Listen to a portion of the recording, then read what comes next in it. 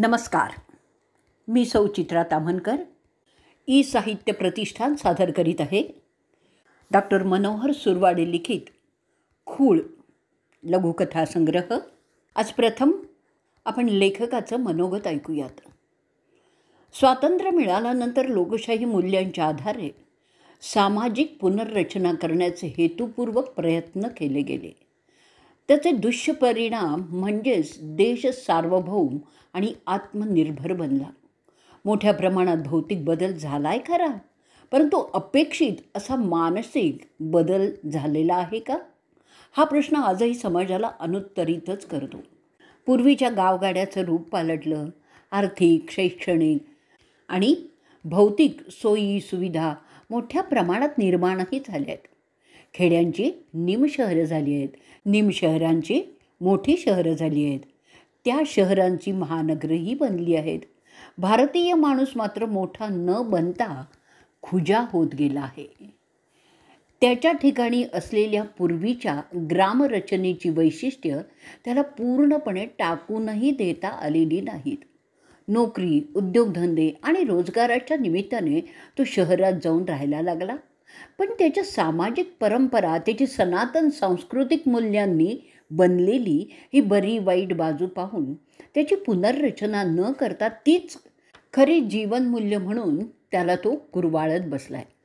त्यामुळे त्याचा आर्थिक आणि भौतिक विकास झालेला जरी दिसत असला तरी त्याची जातीय मानसिकता, अनिष्ट रूढी परंपरा तसेच त्याच्या टाकाऊ श्रद्धा आणि अंधश्रद्धाही यांची त्याच्या मनावरील पकड अधिकाधिक घट्ट होत गेलेली दिसते. त्यामुळे वरवर तो समृद्ध जरी वाटत असला ना, तरी तो मनाने अशांतच आहे. त्याचे प्रश्न, समस्यांचे अर्थ त्याला काहीही लावता येत नाही आहेत आणि म्हणूनच येणारी प्रत्येक पिढी ही त्याच बऱ्या वाईट चक्रात पिसली जात आहे. असे काही अनुभव या संग्रहात मांडलेले आहेत. गेल्या काही वर्षात मी बदलत्या सामाजिक जीवनातील जो अनुभव घेतला आहे तोच इथे मांडण्याचा माझ्या परीने तरी मी प्रयत्न केलेला आहे. त्यातून कोणाच्या व्यक्तिगत जीवनाची निंदा करणं किंवा एखाद्या समाजावर टीका करणं हा काही हेतू नाही आहे. आजचा माणूस आणि समाज जसा मला दिसला आणि माझ्या मनाला भावला तसा मी कथारूपाने मांडण्याचा इथे प्रयत्न केलेला आहे. त्यातूनही विकासाच्या दृष्टीने समाजाला बोध व्हावा ही कलात्मक भूमिकाही इथे आहे. दुसरी गोष्ट अशी आहे की स्वातंत्र्य मिळून 78 वर्ष होऊन गेली आहेत. संसदीय लोकशाही व्यवस्थेने तळागाळातील माणूस आणि बहुजन समाजातीलच आर्थिक दुर्बल घटकातील माणूस तसंच ग्रामीण समाज यांच्या विकासासाठी शासकीय पातळीवर जाणीवपूर्वक प्रयत्नही केलेत. पण त्या माणसांचा आणि ग्रामीण समाजाचा सर्वकष पातळीवर खऱ्या अर्थाने सामाजिक, आर्थिक आणि सांस्कृतिक विकास झालेला आहे का, या प्रश्नाचा शोध घेत असताना कथांची निर्मिती झालेली आहे. नेमके दोष कोणाचे हे वाचकांनी ठरवायचं आहे. आजच्या प्रादेशिक जीवनातील सामाजिक, धार्मिक, आर्थिक आणि सांस्कृतिकतेचा विचार जर केला तर माणूस त्याकडे कोणत्या दृष्टीने पाहतोय, आजच्या संगणकीय युगातील माणसाच्या वृत्ती, प्रवृत्ती काय आहेत हे चित्रित करण्याचा इथे प्रयत्न केलेला आहे. गेल्या काही वर्षात ग्रामीण परिसरात झपाट्याने बदल होत गेल्यामुळे खेडं हे पूर्वीसारखं राहिलेलं नाही आहे. खेड्यांचं शहरीकरण होऊनही तिथे अनेक भौतिक सुखसुविधा उपलब्ध झाल्या जरी असल्या तरीही नेमकं काय झालेलं आहे हे ठरवण्याची वेळ आत्ता आलेली आहे. अनेक नगरं, कॉलनी, सिमेंट कॉन्क्रीटची घरं उभी राहिलेली पण आहेत. माणसांचा भौतिक विकासही होत गेलेला आहे. पण त्यांच्या शाश्वत मूल्यांचा विकास झालेला आहे का, हा तर प्रश्न अनेकांना सतावतोच आहे. आणि म्हणूनच आजच्या माणसाची जातीय आणि धार्मिक भावना काय आहे, त्याची राजकीय सूत्र कशी आहेत, त्याचं आर्थिक पातळीवरील जीवन कसं आहे आणि यात दलित कुठं आहे, कसा आहे, त्याच्याकडे आजचा समाज कसा पाहतो आहे, त्याला मिळणाऱ्या सवलतीविषयी समाजाची मानसिकता काय आहे, जगातल्या धर्मवादाचा, दहशतवादाचा प्रादेशिक जीवनावर काय परिणाम होतो आहे, यासारख्या प्रश्नांचा प्रपंच प्रस्तुत संग्रहात उभं केलेला आहे. डॉक्टर मनोहर सुरवाडे इथे एक सांगतायत की या कथासंग्रहातील सर्व कल्पना काल्पनिक असून त्यातील व्यक्ती, स्थळं आणि प्रसंग पूर्णतः काल्पनिक आहेत. यातील कोणाचं वास्तविक घटनांशी कोणतंही साधर्म्य आढळल्यास तो निव्वळ योगायोगच समजावा. इथे आपण मनोगत संपवणार आहोत. त्यांनी केलेली अर्पणपत्रिका वाचूयात. ज्यांनी वेळोवेळी उच्च शिक्षण घेण्यास आणि साहित्य लेखन करण्यास प्रेरित केलं, प्रोत्साहन दिलं, ते माझे जिवलग मित्र भागवत धनंजय यांना हे पुस्तक अर्पण करीत आहे. आता आपण ऐकूयात लेखकाचा परिचय. Doctor Manohar Jhagdu Surwade, MA PhD, प्राध्यापक, विभाग प्रमुख आणि उपप्राचार्य. खेड्यात 10वी पास झाल्यानंतर तालुक्याच्या ठिकाणी असलेल्या सार्वजनिक ग्रंथालयाची झालेली भेट आणि ग्रंथपालाची ओळख खूप महत्त्वाची ठरलेली आहे. तिथे अनेक पुस्तकं वाचायला मिळाली. आजच्यासारखी मनोरंजनाची साधनं तेव्हा फार उपलब्ध नव्हती. तेव्हा समाजात साहित्यिकांना फार मानपान होता. नासी फडके, वि स खांडेकर, वि.वा. शिरवाडकर, पु ल देशपांडे, वपू काळे या नावांची तर नेहमी चर्चा व्हायची. त्यांचं साहित्य वाचताना आपणही लेखक व्हावं ही आंतरिक उर्मी उफाळूनही यायची.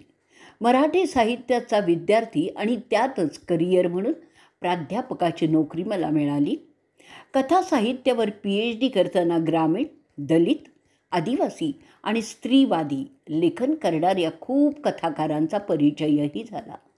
PhD नंतर UGCच्या 3 रिसर्च प्रोजेक्टचा अभ्यास करताना साहित्य विश्व आणि त्यातील विविध अंगाने लेखन करणाऱ्या लेखकांचा प्रभाव पडणं स्वाभाविकच होतं. राष्ट्रीय आणि आंतरराष्ट्रीय चर्चासत्रात सहभाग घेऊन शोध निबंध सादर करताना ज्येष्ठ साहित्यिकांच्या भेटी प्रेरणा देऊन गेल्या. मात्र सर्जनशील साहित्य लेखनाची आंतरिक भूमी काही तयार होत नव्हती. कारण साहित्य संशोधन आणि समीक्षा यांचं वाचन, चिंतन, लेखन यातच वेळ निघून जायचा. त्यातून मात्र अनेक नियतकालिकं ह्या अंकात शोधनिबंध प्रसिद्धही झाले होते. ग्रामीण, दलित, आदिवासी आणि स्त्रीवादी अशा प्रवाहांचे 4 शोधग्रंथ, 5 समीक्षा ग्रंथ प्रसिद्ध झालेत. आता समीक्षेकडून सर्जनशील साहित्याकडे वळलो. समृद्ध जीवनानुभव, साहित्य वाचन आणि चिंतन यातून कविता, कथा, कादंबरी आणि नाटक हे प्रकार अभिव्यक्तीसाठी निवडले आणि ते जमले देखील. प्रकाशनासाठी साहित्य प्रतिष्ठान उपलब्ध झाल्यामुळे एक बळही मिळालं आणि बऱ्याच वर्षापासून मनात असलेले सर्जनशील संचित समाजापर्यंत पोचवताही आलं. परिणामी एक संशोधन विद्यार्थी ते एकूण साहित्य संचित घेऊन PhDचा विषय घेतो आहे. याचं श्रेय नक्कीच साहित्य प्रतिष्ठानलाच जातं. लेखकाला मिळालेले पुरस्कार पहिला, महाकवी वामनदादा कर्डक राज्यस्तरीय आदर्श शिक्षक. पुरस्कार 2, भीमरत्न पुरस्कार, सम्राट फाउंडेशन, सावदा, जळगाव. 1980 नंतरची इथेच आपण आजचा पहिला भाग आपला संपवणार आहोत. उद्यापासून आपण लघुकथा ऐकायला सुरुवात करणार आहोत. धन्यवाद. नमस्कार. आपण ऐकतोय डॉक्टर मनोहर सुरवाडे लिखित लघुकथासंग्रह खूळ. आज आपण पहिली कथा ऐकणार आहोत, आरक्षण. होळीची 2 दिवस सुट्टी आल्याने निवांत होतो. कुठली काही दगदगही नव्हती. येणाऱ्या जाणाऱ्यांची उठबस मात्र होती. सकाळीच प्राध्यापक पवार माझ्याकडे आले होते. तसं त्यांचं काही खाजगी काम नव्हतं, पण एरवी लोक कामाशिवाय कोणाकडे जात येतही नसत. पण पवार मात्र आले होते. ते एका वेगळ्याच कामासाठी. मित्राच्या वडिलांचं निधन झालं होतं. तो जवळचा मित्र म्हणून आम्ही काही सहकारी मिळून एक ट्रॅक्स करून त्याच्या गावी दारावर गेलो होतो. त्या गाडीच्या भाड्याचा हिशोब करायचा त्यांच्याकडे ती जबाबदारी होती. त्या पैशाशिवाय बोलता बोलता एक अध्याय संपला होता. आता पवाराने दुसरा अध्याय सुरू केला. कोणत्याही पुराण ग्रंथात सापडणार नाही असा मानवी ग्रंथातील कांड त्याने सांगितला. 2 माणसं एकत्र आली की दैनंदिन जीवनाच्या पानावर कोरलेलं याचं त्याचं चरित्र पोथी पुराणासारखं ते पडतात. तसं पवार यांनी जो चरित्राचा भाग सांगितला ना, तो कारुण्य आणि कणवीच्या भावनेने ओतप्रोत भरलेला होता, पण त्यात नेहमीची निंदा नालस्तीही नव्हती. त्यामुळे पोथी ऐकणाऱ्यासारखं मी अगदी श्रद्धेने मान डोलवून त्यांचं म्हणणं ऐकत होतो. मध्येच मनाला खटकलं की मी चूक चूक करून हळहळतही होतो. तसा तो भावनाविवश होऊन त्याला सांगण्याचा चेव येत होता. त्याच्या चेहऱ्यावर उत्साह पण दिसत होता आणि मग मला हळूच म्हणाला, तुम्हाला काय सांगू सर, तुक्याची परिस्थिती लई वाईट आहे बघा. का हो, काय झालं? मी उत्सुकतेने विचारलं. बिचाऱ्याच्या घरात 2 महिन्यापासून ताणाताण चालू आहे. पगार नाही की काही नाही. त्यांनी कळवळा आणून सांगितलं खरं, पण चेहऱ्याच्या उत्साहाचं कोडं मला पडलं होतं. इतकी दयनीय स्थिती हा गडी असा आनंद झाल्यासारखा सांगतोय आणि बोलण्यात मात्र सहानुभूती दाखवतोय. पवारची तुग्याबाबतची खोटी सहानुभूती माझ्या लक्षात आली होती. नाहीतरी कोणाला दुःख झालं किंवा वाईट प्रसंग आले तर लोकांना हळहळ व्यक्त करण्याची लहरच येते, ती अर्धमेल्या सापासारखी. एरवी तोच माणूस सुखी समाधानी असला तर इतरांना त्याची ईर्ष्या वाटते. त्याच्याविषयी मनात द्वेष आणि मत्सर निर्माण होतो. काही लोक तर त्याची निंदाही करतात. गरीब आणि दुबळच राहावं का मग माणसाने? माझ्या मनात आलं तसं गिळून टाकलं आणि मीही पवारांबरोबर तितकाच कळवळा दाखवत बोललो. फार वाईट झालं सालं. काय करावं काही कळतच नाही आहे. सगळीकडे बेकारी आहे. कोणाचं कोणाला काही देणं घेणंही नाही आहे. पण तो बी साला मूर्खच आहे. इतकी वर्ष नोकरी केली पण नुसता सुस्त राहायला साला. अभ्यास केला असता तर त्याच्या काय बापाचं बिघडलं असतं. हाव ना हो, लगेच नालायक हे झाला. नेट सेट पास झाला असता तर कशाला ही वेळ आली असती. त्यांनी काहीतरी प्रयत्न करायला पाहिजे होतेच ना. काय प्रयत्न करीन? वेळ आली की मग डोळे उघडतात माणसाचे. पण त्याचं दुर्दैव बी लई बेकार बघा. महिला आरक्षणाचं भूत त्याच्या भोकांडी बसलं आणि बिचाऱ्याला नोकरीतून घरी जावं लागलं. म्हणजे सरप्लस झालेल्या बाया परत आल्या आणि त्याला वर्कलोड उरलाच नाही. मग काय, त्या लोकांना तेच पाहिजे. आधीच रिझर्वेशन म्हणजे त्यांना डोकंदुखी वाटते, कारण संस्था त्यांच्याच आहेत ना. मी म्हणतो सर, एक आरक्षण पूर्ण बाजूक करण्यासाठी दुसऱ्या आरक्षणाला बाद करणं काही बरोबर नाही आहे. मी थोडी अकलेची बाब सांगितली. नियमच तसे आहेत, आपण तरी काय करणार? खड्ड्यात गेले हो असे नियम. नियम कोण बनवतं? माणूस ना. मग त्या माणसाला डोकं पाहिजे की नको? नोकरी करणाऱ्या बाईला सोयी सवलती देताना जरूर द्यावं, पण तिच्यामुळे तिचा सहकारी माणूस अडचणीत जर येत असले, त्याची नोकरी जात असेल तर त्याच्या बायकोचं काय हो? तीही एक स्त्रीच नाही का? तेव्हा एका स्त्रीला पोटाशी घालताना दुसऱ्या स्त्रीला पाठीशी का ठेवावं हो? तिच्या उद्ध्वस्त होणाऱ्या संसाराचं काय? जिला नोकरी आहे तिनं कुठंही काम करावं आणि सुखी राहावं. तिच्या अतिसुखाचा विचार करून एखाद्या गृहिणीचं सुख का हो राहून घ्यायचं? तिच्या नवऱ्याची नोकरी जात असेल तर तिचा कोणी विचार करायला नको का? तिच्यासाठी तिच्या नवऱ्याला प्रोटेक्शन नको का? हे आपलं म्हणणं झालं. नियम करणाऱ्यांना कळलं पाहिजे ना. काय कळणार त्यांना? त्यांचं डोकं तरी ठिकाणावर असतं का? अहो, आधीच मागासवर्गीयांची चटणी त्यांच्या बुडाला लागते. त्यात अशी संधी ते कधी सोडतच नाही. एवढी वर्ष उलटून गेली स्वातंत्र्याला, पण जातीयतेची होळी काही होऊ शकली नाही आणि होणार नाही. उलट पेटत जाताना दिसतंय. होळीतल्या लाकडापेक्षा ह्याच माणसांना आग लावून 21व्या शतकात वाटचाल केली पाहिजे. शिकलेच साले, मोठमोठ्या डिग्र्या मिळवल्या, पण त्या हले आकला नाही आल्या. अक्कलाला का कोणी शिकतं? नोकरी मिळवण्यासाठी शिकलं जातं. म्हणून आपल्या बापानं जातीचा पाढा गिरवला तसे ते गिरवता. म्हणूनच म्हणतो माणूस असून सुधारलाच नाही. माणूस सुधारला नसला तरी बायको सुधारल्याची जाणीव झाली. न सांगता ती पोहे घेऊन आली आणि नंतर आमची चहा सोपही झाली. मग शिळे समाचार जाऊन नवीन समाचार आमच्या प्रक्षेपणातून सुरू झाले. पवारांनी नवीनच वार्ता सांगितली. तुम्हाला माहिती आहे काय? PM दवाखान्यात गेलता म्हणे. त्याला काय रोग झाला साल्याले, छाती दुखत होती म्हणे. असाच मरीन साला तो.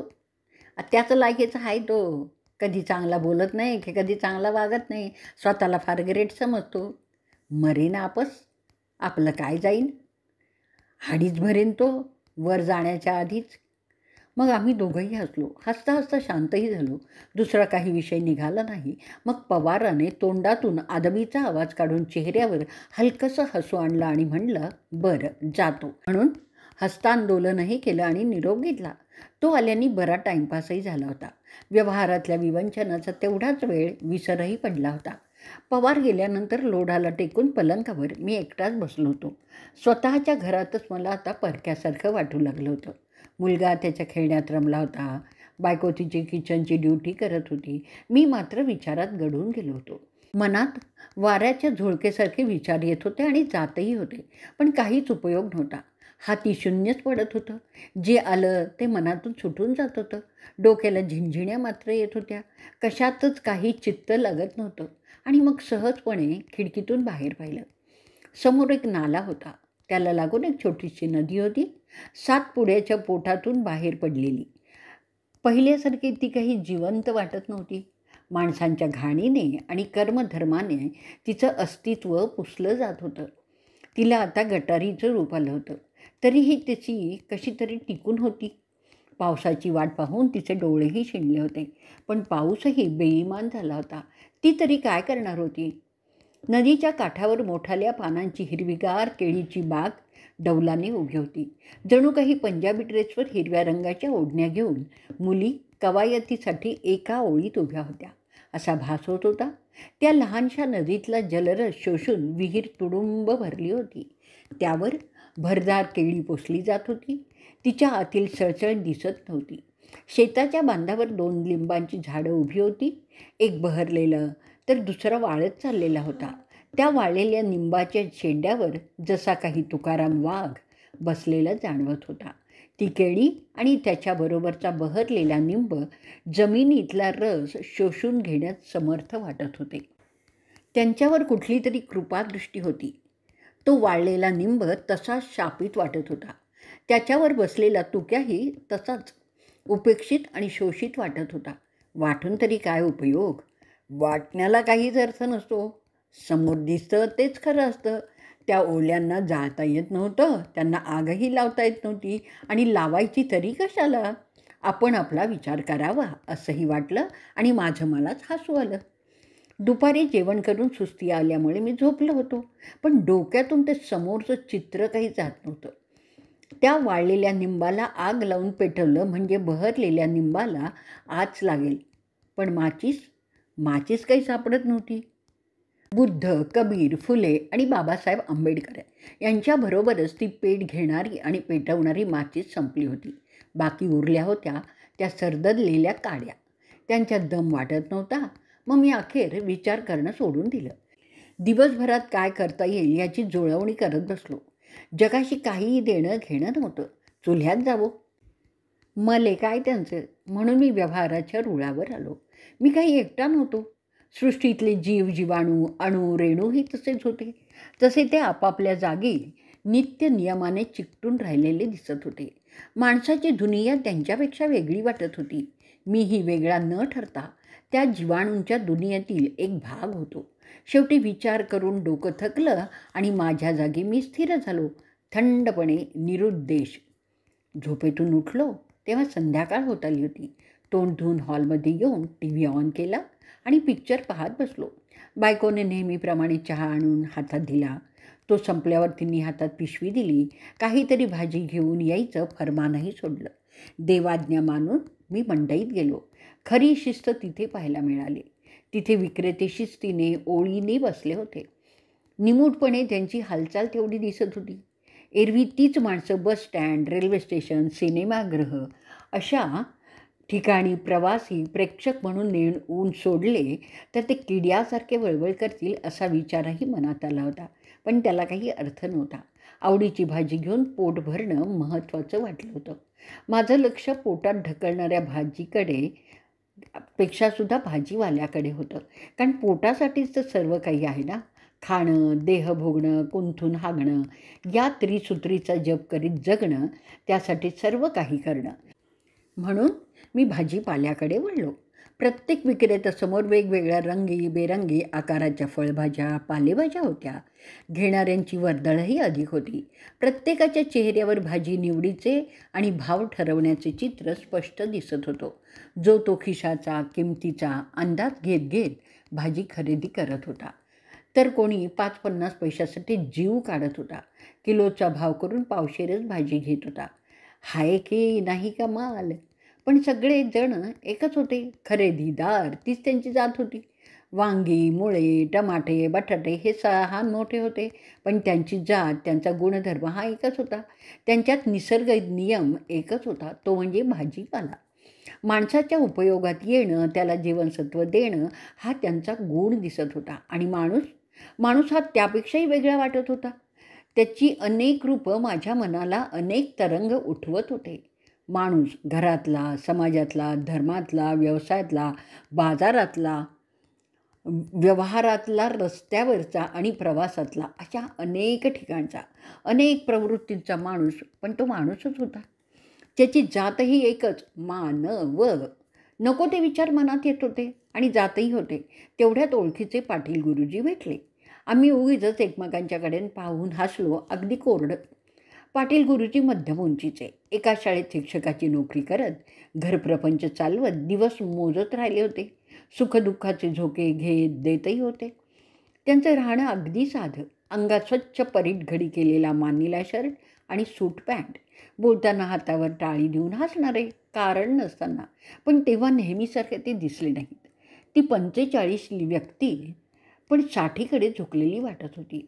जणू काही डॉक्टरने त्यांना कॅन्सरच सांगून ठेवला असावा, असा त्यांचा चेहरा पडलेला होता.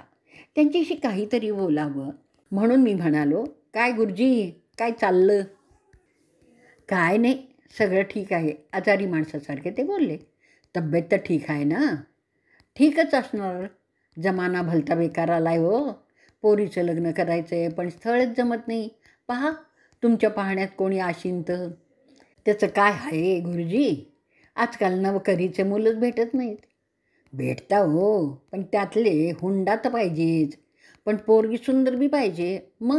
मग काय, वैताग आलाय सगळा. आम्ही बोलता बोलता भाजीपाला घेतला. ते त्यांच्या मार्गाला आणि मी माझ्या मार्गाला लागून घरी आलो. मी बैलासारखा दमून फेस गाळल्यागत बायकोच्या समोर उभा राहिलो. तिच्या हातात बाजाराची पिशवी दिली आणि बैलाकडून काम करून घेतल्याचं समाधान तिच्या चेहऱ्यावर दिसलं. मग कपडे काढून हँगरला टांगले, हातपाय धुवून ग्लासभर पाणी पिऊन गार झालो. सकाळचं वर्तमानपत्र परत वाचत राहिलो. तरीही पाटील गुरुजीचे विचार डोक्यात येतच राहिले. उगीच काही जास्त विचार करून फायदा होत नाही, तरीही ती सवय काही गेली नव्हती. गुरुजींनी मुहूर्त काढून घराची वास्तुशांत केली होती. ब्राह्मणाला विधीपूजेस बोलवलं होतं. माझ्यासमोर त्यांनी ब्राह्मणाला दानधर्म आणि दक्षिणाच नाही, तर जबरदस्त फी पण दिली होती. त्यांची धर्मभोळेपणाची तेव्हा मला कीवही आली होती, पण त्यांची मनःशांती झाल्याचं समाधानही वाटत होतं. मात्र ते तेवढ्यापुरतंच होतं. धर्मभावनेतून केलेल्या वास्तुशांतीने त्यांच्या समस्यांची शांती होणार नव्हती, हे मला कळत होतं. पण त्यांचा तो खुळेपणा त्यांना सांगणार कोण?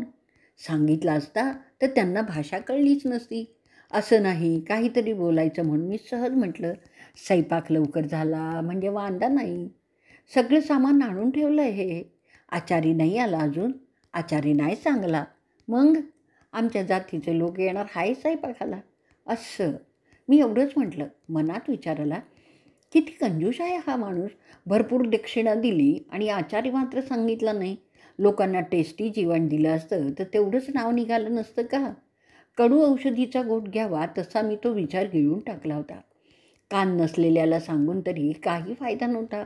लोक काही बदलत नव्हती, मग आपणच बदलायचं आहे. काय सत्यानाश व्हायचा आहे तो त्यांचा होईल, आपल्या काय बापाचं जाणार आहे. उगीच मनात काही माही आलं. मनातले थोडं कोणाला काही दिसत नाही की कळत नाही. मग काही विचार केले तरी खपून जातात. पण नुकसान आपलीच होते ना. भानावर येऊन मी चुप्प बसून राहिलो. गुरुजींनी पुढे बोलण्यासारखं काही ठेवलंच नव्हतं. त्यांनी त्यांच्याच जातीच्या लोकांना का सांगितलं असेल याचा विचारही मी केला नाही.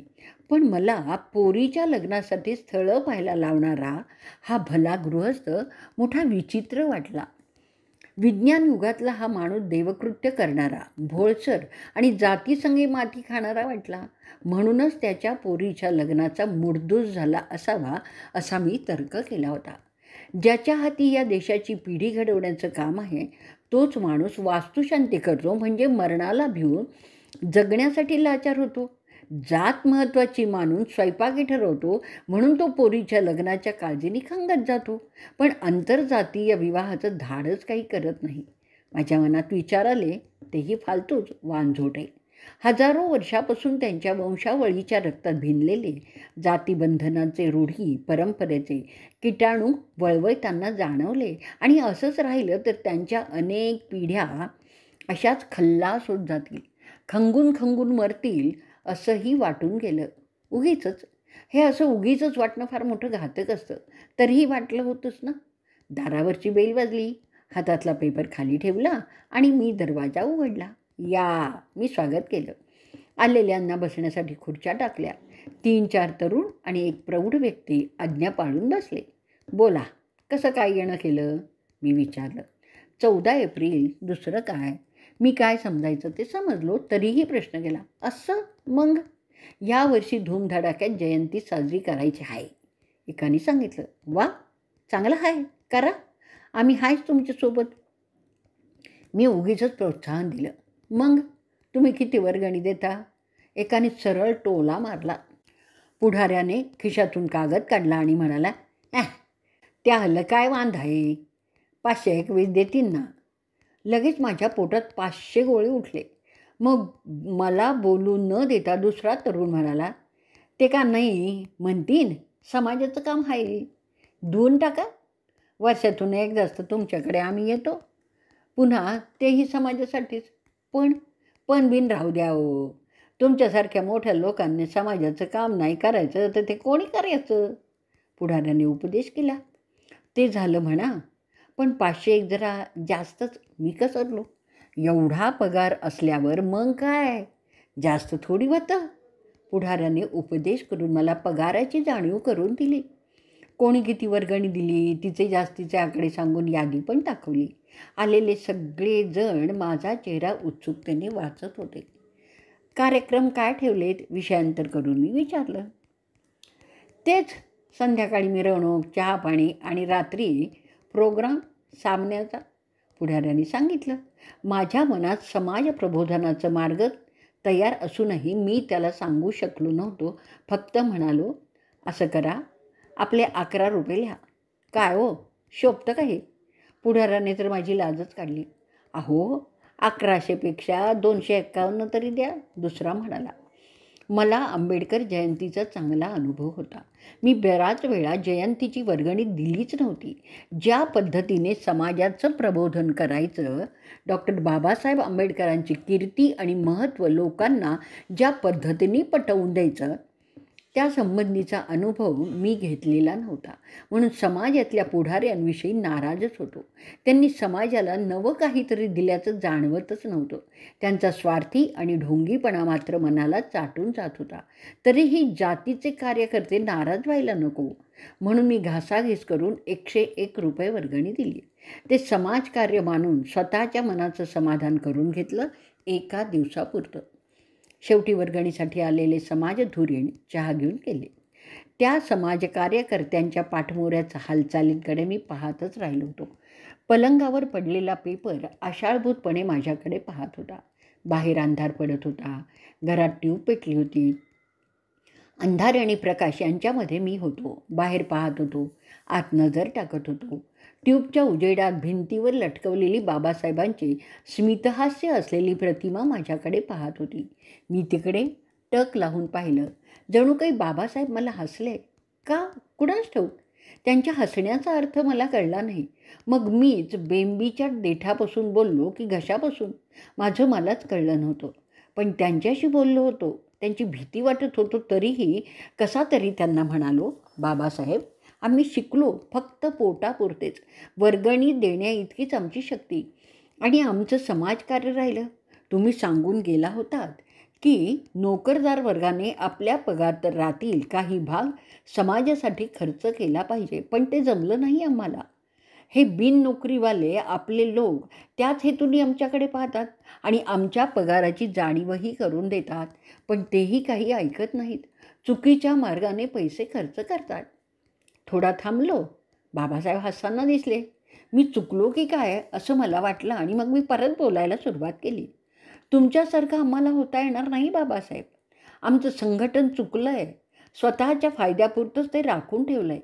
आम्ही बुद्धींनी अपंग झालो आहे. कबड्ड्यांसारखे संघटन आम्ही करतो. संपूर्ण संघर्ष करण्याची ताकद आमच्यात नाही आहे, कारण आम्ही कमी पडतो. म्हणून बाबासाहेब तुम्ही परत या बाबासाहेब तुम्ही. सध्या तुमची फार गरज आहे आम्हाला आणि या देशालाही. तिकडून प्रतिध्वनी उमटल्याचा भास झाला. आवाज आला. माझ्या आर्ततेला उत्तर मिळालं. तो काळ माझा होता, हा काळ तुमचा आहे. त्या काळी मी बाबासाहेब झालो, आता या काळी तुम्ही व्हा. बाबासाहेब होता आलं नाही तरी दादासाहेब तरी व्हा. आणि मी मान वळवली. डोळ्यांसमोर अंधारे आल्या. त्या अंधाऱ्यात तुक्याचं कुटुंब धडपडताना चालताना दिसत होतं. त्याचं पोट खपाटी लागलं होतं. ते कुठेतरी उजेड शोधत होतं. पाटील गुरुजी मुलीच्या लग्नाच्या काळजीने झिजून पलंगावर दम तोडताना दिसत होते. बाबासाहेबांची मिरवणूक गावातच होती. त्यांच्या नावाचा जय जयकार तेवढा कानावर येत होता. बँडच्या आणि लेझिमच्या तालावर धुंद होऊन माझी माणसं डोलताना दिसत होती. सर्वजण निळ्या रंगात बुडून गेले होते. पण सगळंच रिक्त अनुशेष असल्याचं चित्र डोळ्यांपुढे फेर धरत होतं. दिवसभराच्या उन्हाने तापलेल्या जमिनीची वाफ अंगाला नकोशी वाटत होती, तसंच मनालाही वाटत होतं. पण त्या वाटण्याला अर्थ सापडत नव्हते. मीच मला स्वार्थी शेळपट समजून नदीच्या पाण्यातील शेवाळलेला दगड वाटलो होतो.